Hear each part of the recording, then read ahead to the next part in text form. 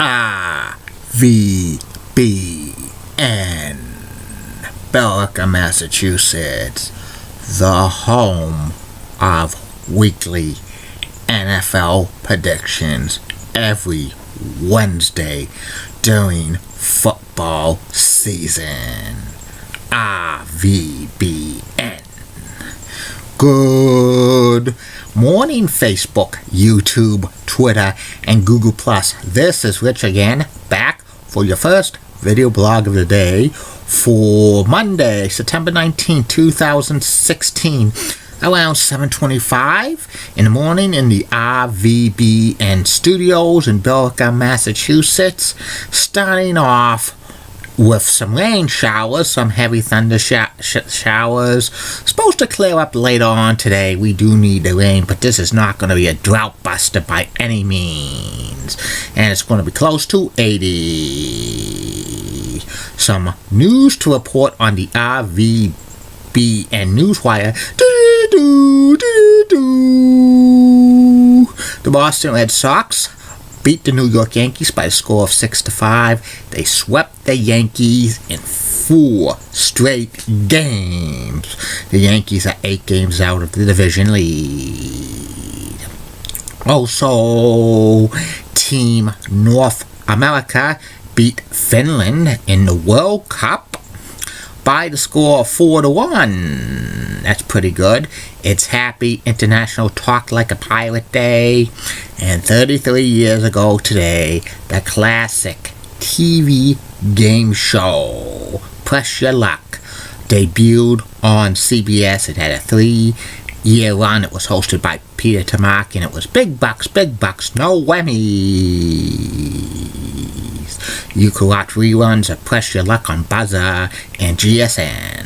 And that's about it on the RVBN Newswire for right now. Be back in a flash. Get out! That's what Sean Lucha says. I'm back! Did you miss me? My first video blog subject of the day is about the ABA. The ABA was the American Basketball Association. It lasted 9 seasons from 1967 through 1976. It was a rival basketball league in the United States to rival the NBA.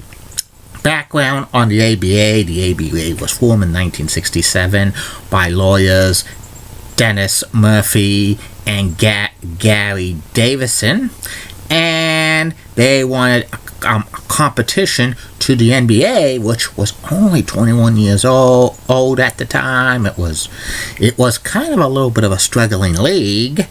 It only had about 12 teams, and the ABA started off with 11 teams, and they were in areas where the NBA did not even have a team, mainly in the southern United States and in Texas and in other places. It got instant credibility when it named NBA Hall of Famer George Mikan its first commissioner.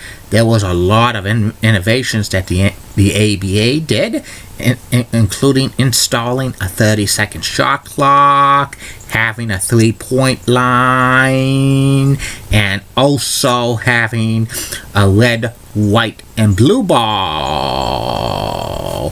Plus, the ABA got some of the biggest names in the NBA at the time, including Rick Barry and Spencer Haywood and Connie Hawkins.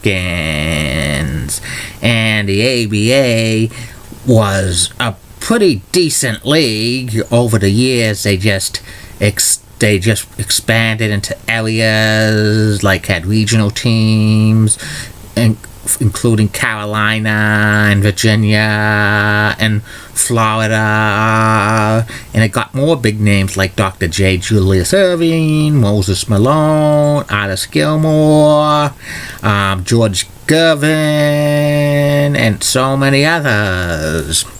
And also, the ABA instituted the slam dunk, which was pretty awesome. And the ABA even went after some of the big-time referees in the NBA. They offered them more money because the NBA was only paying peanuts to them, which was good.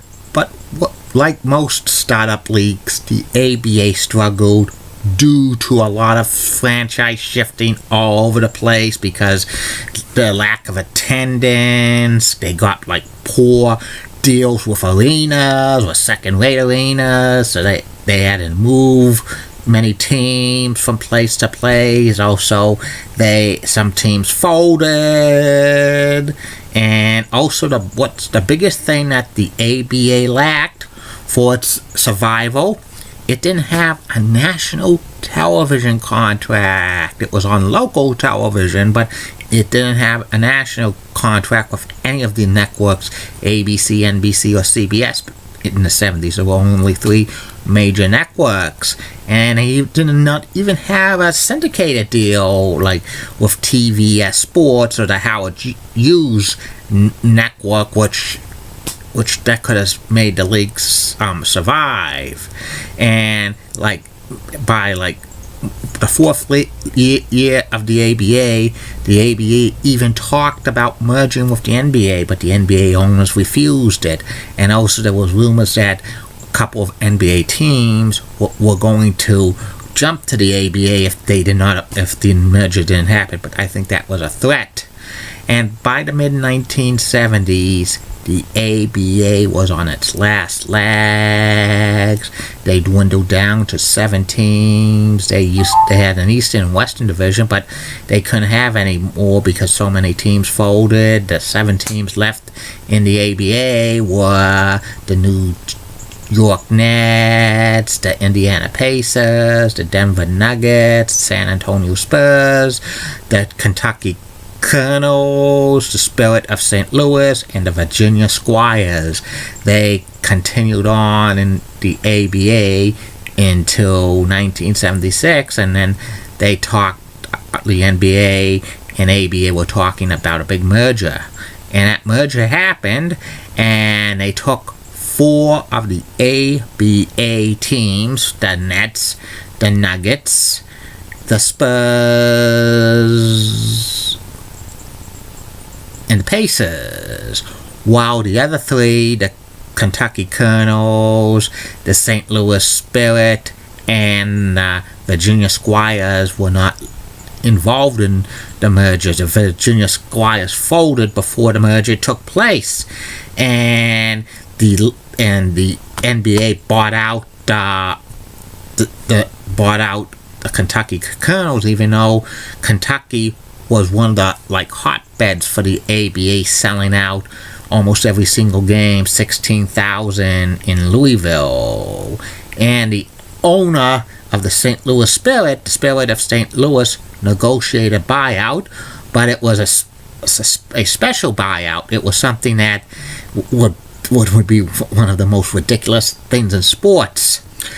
The owners requested they get a part of the NBA television contract, which in 1976 was with CBS, and it was only maybe about $25 million, and a lot of experts says that was kind of foolish because the NBA wasn't really on solid ground in the 1970s with all the stuff, which the NBA was close to dangerously folding later on in the decade. But the NBA exploded in the 80s and the 90s and 2000, and those owners in the Spirit of St. Louis became very wealthy people.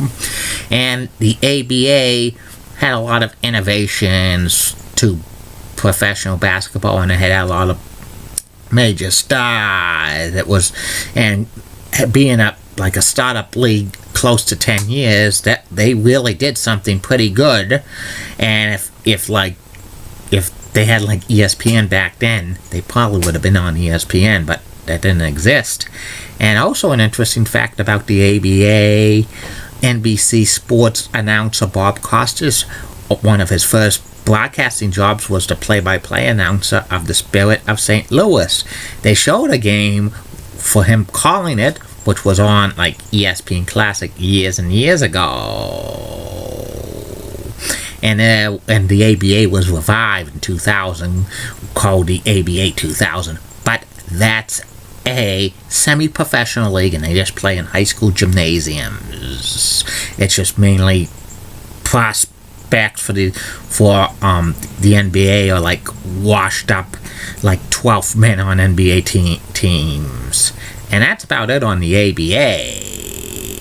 I'll be back later, Facebook, YouTube, Twitter, and Google Plus, with 2 more video blogs coming your way. One will be about the history of WGBH TV Channel 2 in Boston, one of the flagship stations for the public broadcasting systems.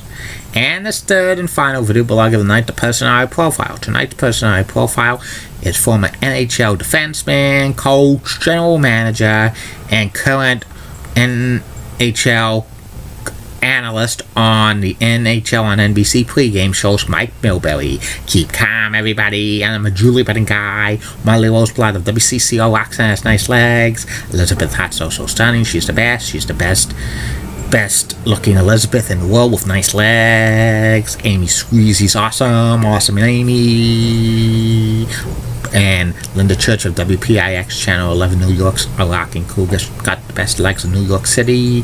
And Barbara Gibbs of ABC 11 has a sweet southern accent and best legs in Raleigh, North Carolina. Have a good day, Facebook, YouTube, Twitter, and Google+.